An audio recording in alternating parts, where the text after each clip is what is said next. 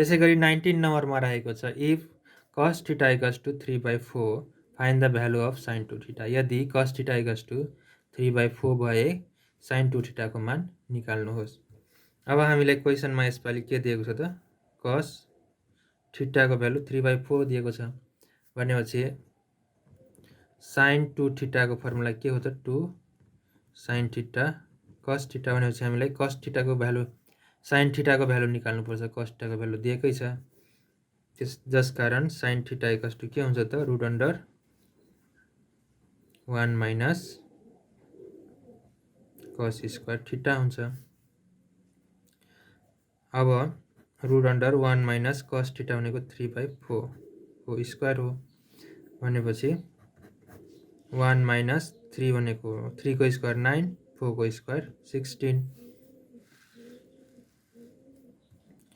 त्यसैगरी root under 1 minus नगरौँ LCM लिउँ 16 आउँछ एलसिएम भनेपछि 16 माइनस 9 16 माइनस 9 अब 16 माइनस 9 गर्दा 16 माइनस 9 गर्दा 7 भनेपछि रुट अन्डर 7/16। त्यसैगरी यसलाई 7 डिभाइड बाई 4 को स्क्वायर लेख्न सकिन्छ 16 लाई अनि 16 र यो कट हो भनेपछि रुट 7 डिभाइड बाई 4 यो कसको भ्यालु निस्क्यो sin थीटाको भ्यालु निस्क्यो।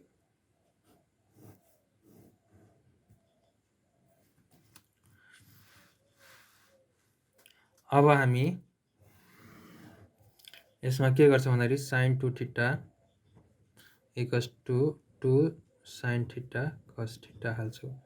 2 इन्टु sin थीटाको भ्यालु कति निकाल्यौं भर्खरै हामी यहाँ निकालेका छौं रुट 7/4 भनेपछि रुट 7/4 इन्टु cos थीटाको भ्यालु यहाँ दिएको छ कति 3/4 दिएको छ। त्यसैगरी अब मल्टिप्लाई गर्दाखेरि 2